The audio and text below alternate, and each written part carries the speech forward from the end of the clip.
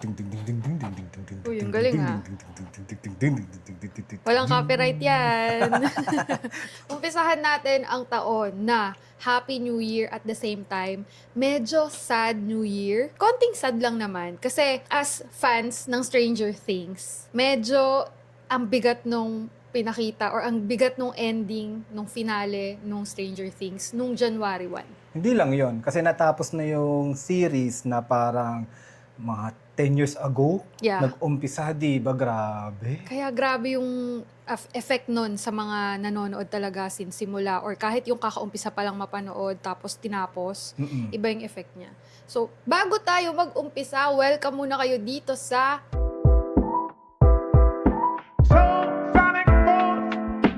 Tara Podcast. I'm Jamie. And I'm John. So, Travel and Real Adulting Podcast. Pero on this episode, Adulting. Yan. Yeah, so, kung bago kayo dito at kinlik nyo yung podcast episode dahil nakita nyo Stranger Things at Stranger Things fans din kayo katulad namin, Travel and Real Adulting po ito. Mahilig kami kwento about or mag-usap about our travels and adulting. Hindi lang yun. Lahat-lahat na. Kasi, syempre, tumatanda tayo. Pag-usapan natin yung mga ganyang bagay. And as married couple, marami kami masashare na rin na mga ganyang bagay. So, balik tayo. Stranger Things. Ang lakas ng effect. Nag-post ako sa threads, nag-post ako sa Facebook page ko. Grabe. Yun yung pinakamaraming so far ko na engagement. Hindi travel hindi pa sa travel sila nag-engage. Sa Stranger Things. At hindi ko na mapili, sobrang daming comments. Lahat halos ng comments is parehas ng nafe-feel natin. Grabe, no? Very trendy kasi siya. Yes. Tapos pangalawa, ewan ko ba, siguro yung algorithm, finid ka din. Kasi mayat-maya po siya, no? Parang nasa phone lang siya, nasa threads, tumitingin ng mga, ano yung tingin ng tao sa ending ng Stranger Things, yung mga pananaw nila. Kasi parang hindi pa siya. Yan, abel ako rin. No? To be fair, mga get over. Hindi pa maka-move on, basta-basta. Every time mag-open ako ng threads, tapos may magbibigay ng, kahit sa comment section ko lang, parang naging ganun yung dating ng comment section ko. Every time may mababasa akong insights nila, parang nare-refresh sa akin yung finale, pati yung umpisa ng Stranger Things, lahat ng magagandang scenes, pati pangit o yung mga malulungkot na scenes, parang nagre-relieve ko dahil dun sa mga comments nila. Kaya parang hindi ko pa ma-move onan kasi nga relatable talaga yung nangyari. Yeah. As in, from childhood nila, at kasabay nating nag-grow up. Hindi lang sila kasi nag-start sila, yung mga characters doon, and the actors as well. Bata pa Like, pwede nating pamangkin. Oo nga Kasi wala tayong anak, so pamangkin na lang yung pwede nating ituring. Yung mga iba sa comment section, parang anak ko na sila kasi ganyan edad ng anak ko, ganyan-ganyan, kaya lalo silang naiyak nung natapos na. Tapos nag-drift apart na yung mga characters and the actors as well. Wait lang sa mga hindi pa nakakanood ng Stranger Things finale, spoiler alert kasi hindi yung pagkakwentuhan namin. Ngayon, bago mo ituloy to, panoorin mo muna or kung gusto mo rin ituloy, wala kang pakialam kung ma-spoil ka, go lang. Kasi para sa akin, ang ganda kasi itong episode or itong Stranger Things na, syempre itong episode na to na pagkukwentuhan natin. Kasi very relatable siya. Kaya nagtataka ako doon sa mga, sabi ko nga doon sa post ko, suck my fat one. doon sa mga pangit yung sinabi about the ending. So, my fat one. Kasi, di ba, kilala mo ako, di ako na tawag doon, di ako natitiri-ay, hindi ako na touch masyado sa mga series. Pero bihira, bihira, bilang lang sa isang kamay yung natatouch ako. Number 1, Reply 1988. Pangalawa, When Life Gives You Tangerine. Ito yung pangatlo. Stranger Hindi ko alam Things, kung bakit. Kumbaga, parang sabi ko, grabe. Di ko alam bakit parang nare-relate ako ganun. Parang natitiri ay ako na, tapos nabanggit mo, ikaw pala umiiyak na pala, di ko alam. Kasi di ba nanonood tayo, tahimik ako. Pero tumutulo na yung luha ko, mayat maya. As in, hindi natutuyo yung mata ko. Ganon. Hindi mo lang nakikita kasi tutok kayo dahil nakatingin ka rin sa TV. Tapos, hindi ka tumitingin sa akin, buti na lang hindi ka tumitingin. Alam bakit? Baka maiyak ako Baka pagtiyong ganyan. Baka nagkatawahan, no? Pero promise, hindi talaga natuyo yung mata ko sa buong finale. Mayat maya talaga tumutulo. Hindi lang dun sa mga epic moments, even dun sa mga small moments na alam mong last na to.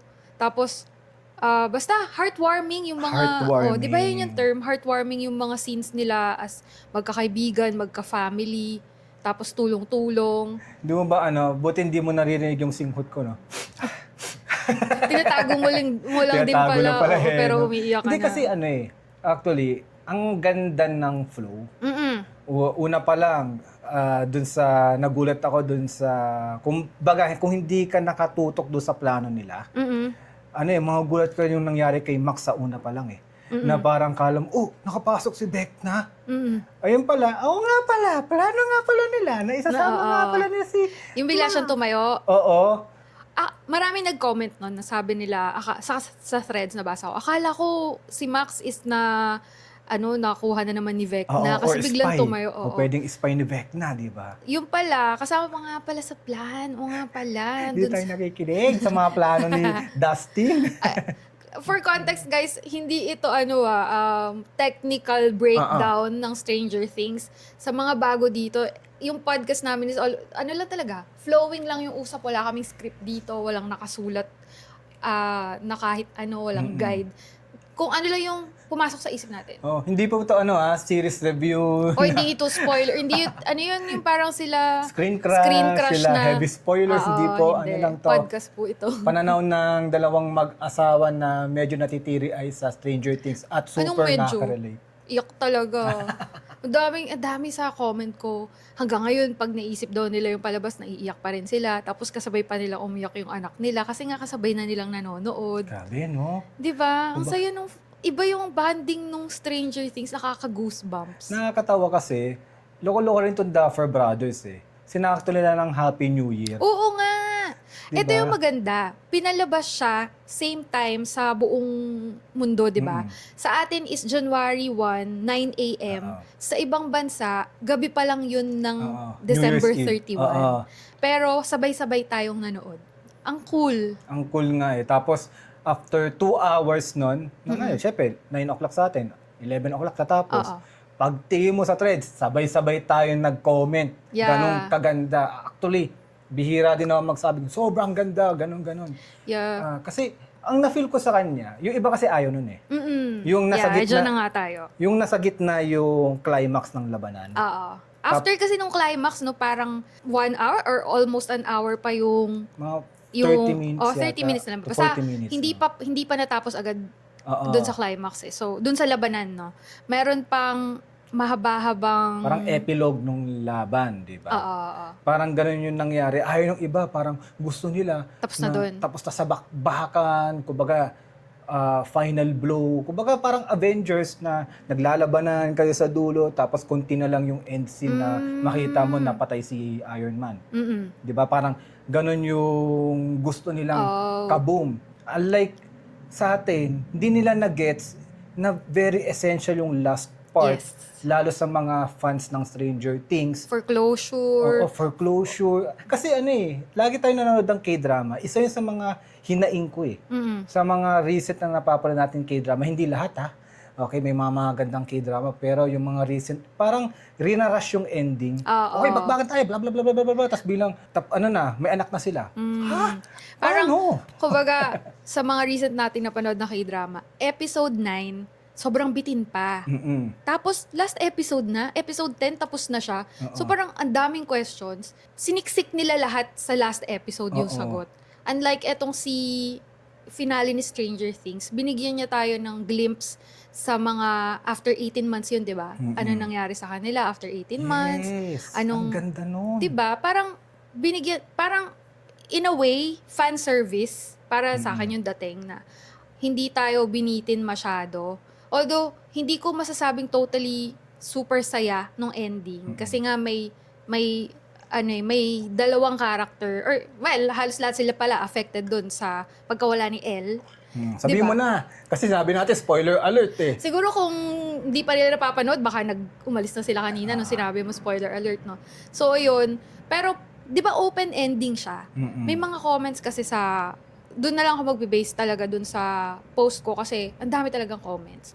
Meron doon, nagsara na sila ng isip na ang lungkot sobra nung ending, ba't naman ganun yung ginawa ng Duffer Brothers, pinatay si Elle. Yun yung mga ibang Grabe, comments. no? Pinatay si El. Parang si Duffer Brothers ang sumaksak kay El. Ganon. Pero gets ko kung saan sila, where they are coming from. Kasi magkakaiba tayo ng perspective. Magkakaiba tayo how we see the ending. Pero for us na siguro, mas gusto natin yung ending na dun tayo maniwala sa theory ni Mike. I believe. Yes. Kaya nga may I believe eh. Yung iba naman na comments doon, I believe lang, gets na natin, di ba? Pero may ilan-ilan pa rin na ang lungkot daw kasi pinatay nga daw si Elle. Tapos minsan, I explain na for me po, sabi ko sa comments, pwede naman tayo maniwala dun sa theory ni Mike na open ending. Tayo na, leave it to our imagination kung ano yung nangyari kay Elle. Kung maniniwala tayo kay Mike, I believe, di good. Ibig sabihin, boy, si Elle, di ba? Pero yun, may mga ang gustong paniwalaan is namatay nga daw si Elle. Ito, baka siguro hindi nila na-gets yung pinaka-purpose ng latter part. Kasi isa sa mga medyo natiri ay dinoy kay Hopper. Yung pagka-explain niya kay Mike. Ikaw bahala ka, may dalawang road.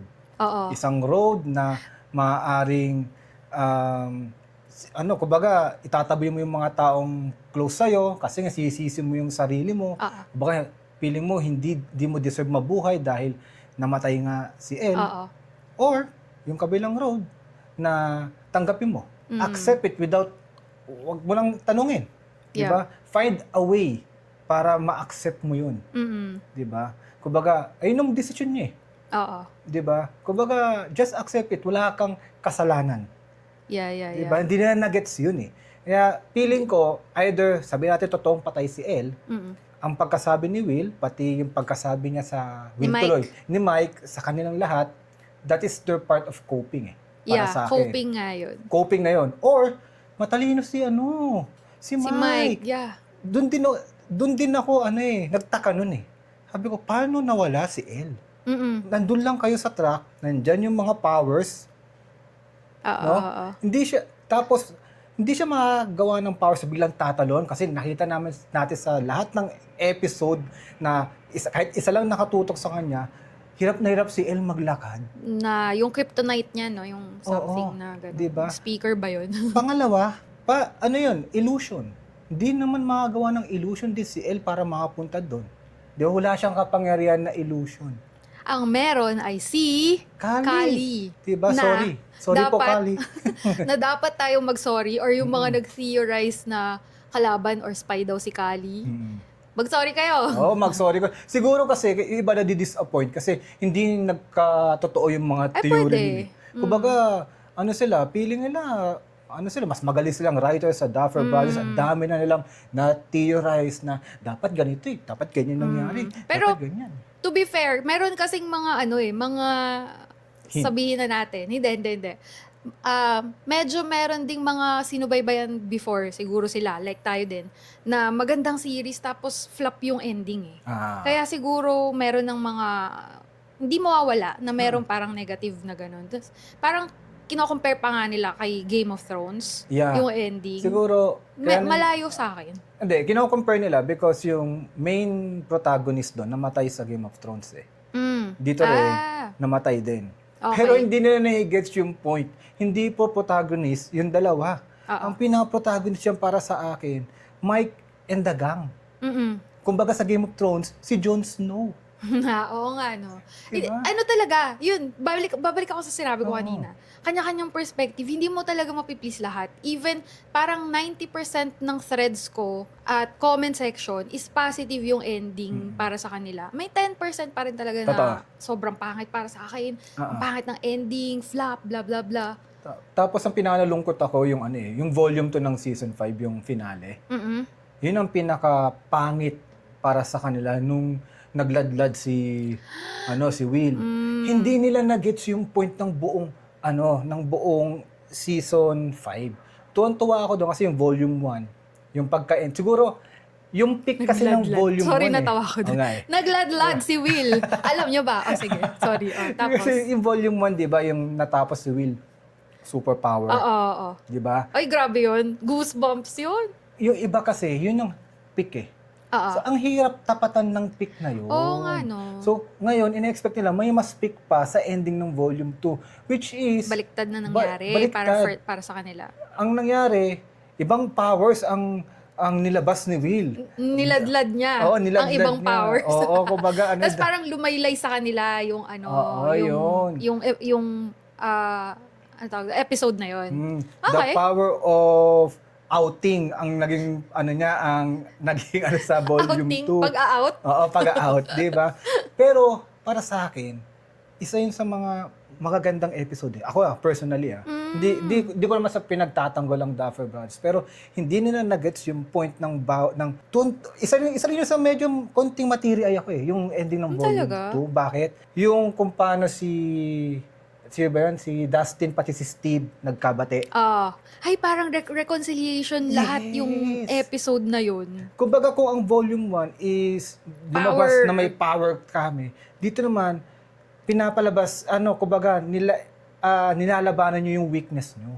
Yung weakness niyo kasi kung hindi kayo together lahat, hindi niyo mapapatay ang mind flayer. Oo nga, no. Hindi nila naiisip yun kasi, Yeah. 'di ba, yung pag-aan proposal ni sino ba yun? Nancy Ni and Jonathan. Oo. Ang bigat nun. Isa yun sa maganda. Tapos yung si Will, yung pala yung nag-hold back sa kanya. Yung weakness niya eh. Oo, yung kanyang hindi siya out. identity. Yung identity. Hindi na nag-gets na, ay, ba yan? May mga meme pa nga doon, di ba? Na parang siya si Thanos, si Will. Tapos Hindi ko may alam eh. rainbow. Yun ang power niya. Kumbaga, cute, di ba? Hindi na nag-gets na kailangan yun para solved sila na kumalaban sa isang napakalakas na kalaban. Feeling ko nachichisihan sila. Parang ganon. At, Pero oo. para sa akin, okay lang yung scene. Especially, yun nga, kasi para sa ano yun eh, para sa inner demons nila. Character development. Yes, character development, tas maayos yung inner demons. Tapos, nakalimutan ng mga tao na 1980s yung Exactly. setup nung movie. Exactly. Ay, sorry, movie. Nung series, 1980s. At hindi ganon. Lahat ng nararanasan nila is hindi common. Unlike today na yung mga Gen Z ngayon, o sabi natin mga millennials, tinatapat natin by words eh. Oo. Sasabihin mo lahat, oy, Guys, I'm gay. Tapos diba? na. Ngayon Tapos na. yon, ngayon sa panahon na yon. Pero nung 80s, hindi ganun. Even 90s, 'di ba? Parang hindi pa siya Diba? kasing luwag or Yes. kasing open. Actually, Ngayon. lahat. Hindi lang yung pagka-out ni Will. Even yung pag-aaminan ni best friend Dustin at ni Steve. Parehas kayong manly man. Sa panahon ngayon, okay na yun kasi nag-uusap na tayo eh. Dati, hindi. Manly man tayo lahat. Yung unproposal, very uncommon yun. Ngayon lang nauso yun. Yung parang magsasabihan kayo, mag-break up tayo in magandang way. Yun, kaya nga diba, bakit man sabihin, yung mga parents, hindi parents natin kumbaga yung mga mas matanda sa atin, ang daming hindi successful marriages. Because doon sa gagawin ni Jonathan, na para, guess mo, yung para to save the relationship. magpapakasal tayo. Yes. Hindi, grabe ang bigat no. Sabi ko, naisip mo yun, sa 1980s, walang makakaisip nun. Kasi baka ang usual, baka hanggang ngayon, yung iba, yung iba, diba? to save the relationship na medyo napasira na, pakasal na nga tayo. I-ano na natin, isarado na natin yung relationship to marriage, blah, blah, blah. Para masave tayong dalawa. Yes, akala nila to save it. Hindi. Lalo kayo nagpapasakal sa Yes, sarili-sarili nyo, di ba? Hindi nila may mga hindi siguro nahimay yun. Pero ang sarap niya pag-usapan kaya kasi ang daming emotions nun, Diba? ang daming importanteng details about relationship, about self. About adulting, sabi ko sa inyo, hindi lang to Stranger Things episode, adulting episode to. Ang daming matututunan sa Stranger Things. Sobra, grabe. Yung ending nun, di ba, ang dami nag-review bomber nun eh. Nung volume 2 yung finale nun. Siya yung pinamababang rating na episode sa IMDb. Ang IMDb, kahit sino kayo mag-comment doon. Siya yung pinamababa. At ang pinakamaraming lugar na nag-review bombing ng 1 star, 1 star out of 10 mga loko-loko eh. Sa mga hindi tanggap. Sa hindi pa open yung countries. Pagiging gay, like Saudi Arabia. Okay. Like India. Ganon. Baga, hindi nila na-gets yung point na, ito yung gusto ko dun eh. Alex, sa mga ibang napanood dating K-drama, yung sabi mo nga, episode 9, pagdating ng episode 10, bakbaka na lahat. O, siksika na lahat ng details. Paano nila gagawin yun, di ba? Ito hindi. Sinarado nila yung 1 to 8 to have a big showdown sa finale. Na wala ka ng tanong. Medyo hinate, no? Oo, wala ka nang tatanungin. Kumbaga, okay, maglalaban na lang tayo sa final episode. Tapos kung anong mangyari dyan, yun, may bonus pa nga kasi may epilogue after 18 months. Kaya sobrang tuwang-tuwa ako. Kaya napapost agad ako na suck my fat one sa mga nagsasabing pangit ang Stranger Things. Bahala kayo. Yun naman yung gusto nyo, di okay. Pero ang dami, mas marami talagang natuwa, nagustuhan, na-touch, nakarelate sa mga adulting life nila. Basa kayo sa comment section ko, nakakatuwa yung mga pinost nila. Yung iba doon, sabi nila, magbi-binge watch ako. Or actually, yung iba nagbi-binge watch na ngayon from season 1 papunta ulit ng finale. Kasi namimiss nila, gusto nilang i-relive yung mga, syempre medyo matagal na rin eh. Parang almost 10 years. So makakalimutan mo na rin yung ibang scenes.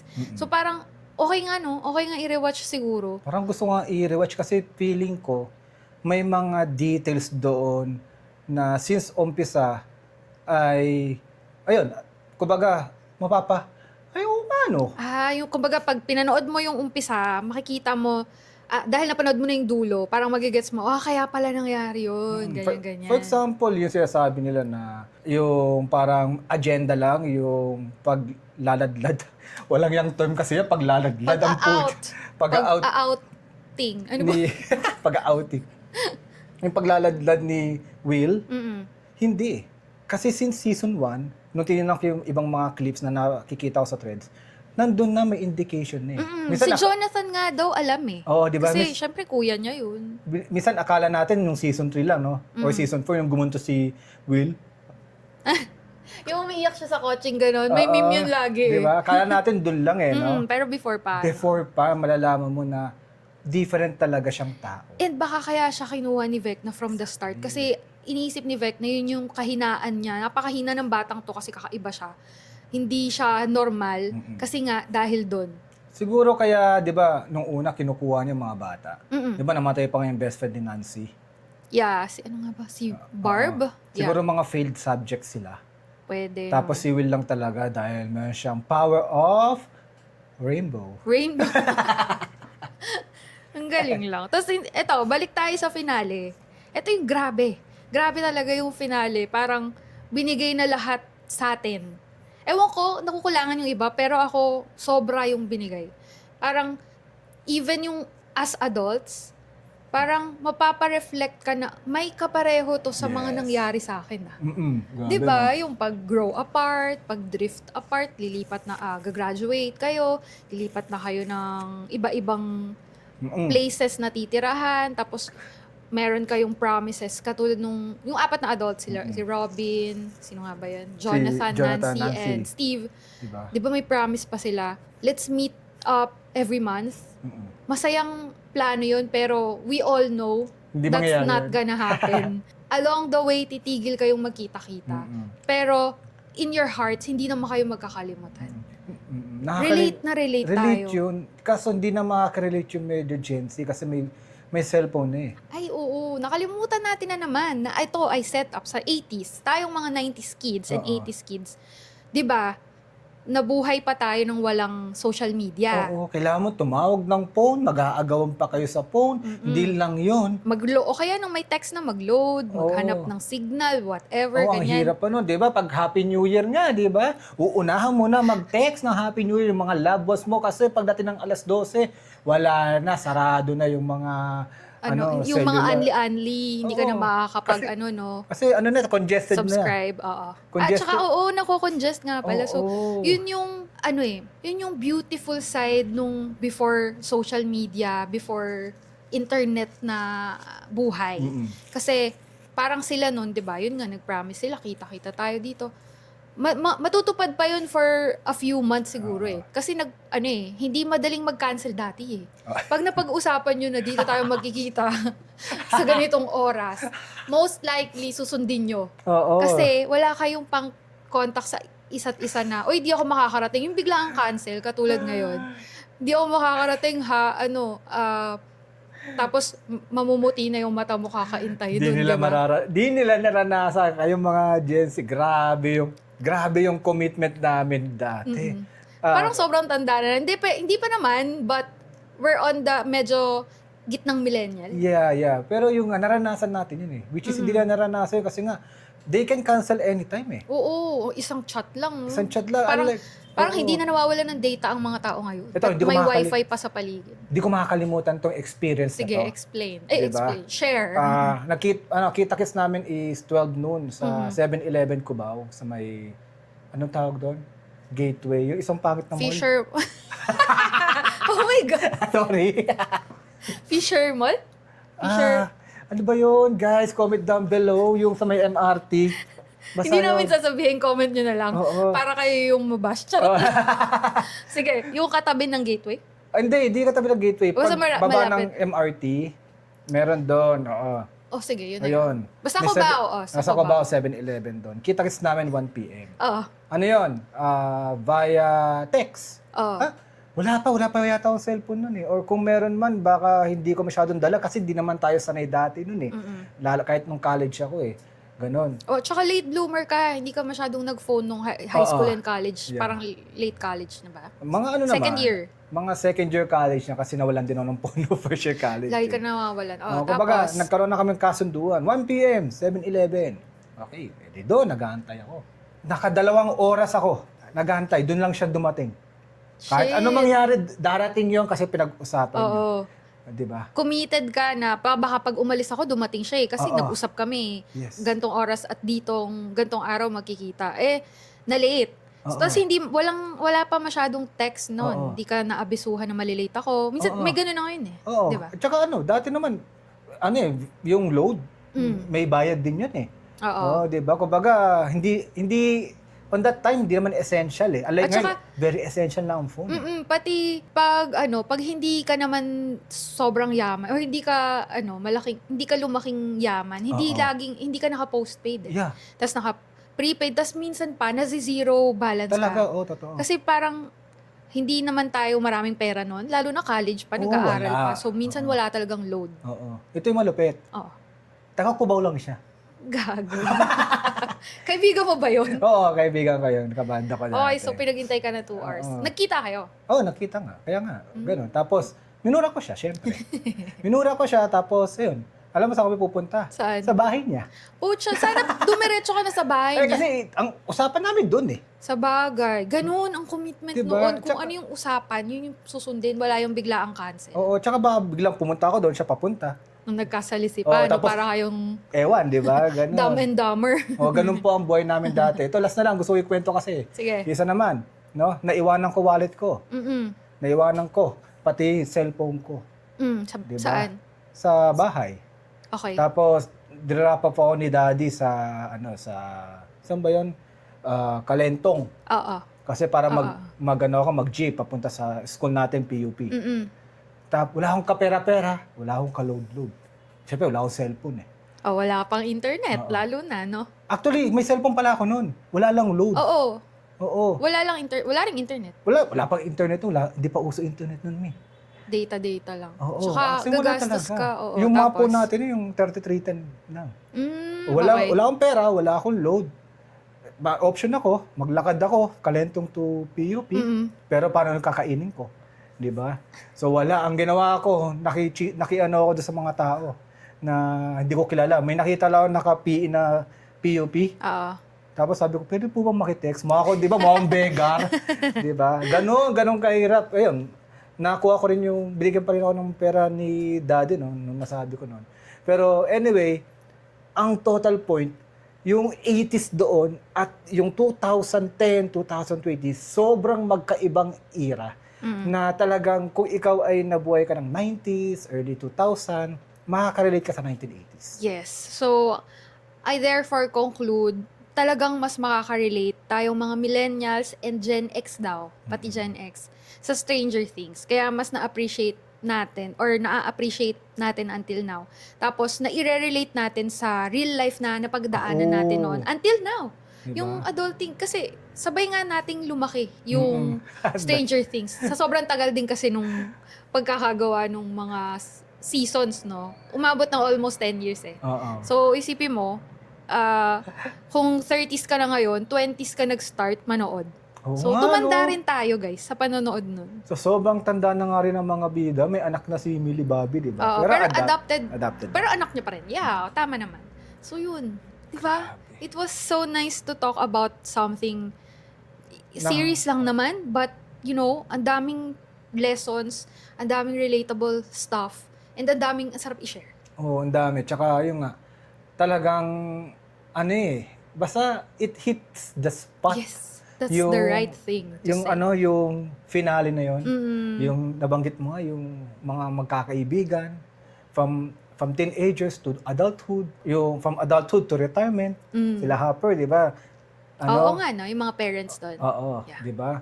Tapos ang tawag doon, from teenager to to adulthood, nabanggit ko nga. Tapos from yung mga bata, Sila naman yung pa-teenager. papuntang teenager, papunta na sa college, na nakita niya yung ending nga nun, nakita niya yung sarili nila doon sa mga bata sa kanila, naglalaro ng Dungeons and Dragons. Doon sa pinaglalaroan nila dati, on that same age. Grabe.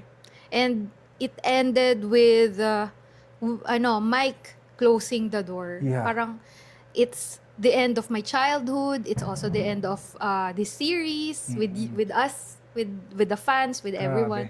So, ang bigat. Ang ganda. I love it. Ang bigat, very touching. So, It's giving, suck my fat one. Sabi nga ni Derek, delightful Derek. So, yeah, that's it guys. Thank you for watching. Happy New Year ulit. oo. Let's start the year right. Wow. Oo. Sa kahit paano paraan na right, no? Kung saan kayo masaya, saan tayo masaya, let's go, let's do it. And yeah, thank you for watching. Sana mapanood nyo rin yung mga ibang travel vlogs namin. Oo. Right now, ang showing is Japan vlogs. Yes. Sana mapanood nyo. Then, after a while, may travel ulit kami going to Japan and Iloilo. Kaya see you, mga Iloilonians. And yun, thank you Taranians for listening. At magwa 1 year na ang ating Oo. Tara Podcast. Next episode, 1 year Yes, so- anniversary. So comment, mga tanong nyo dyan. Thank you so much. See you again next time. Bye! Bye! Suck my fat one. Copyright!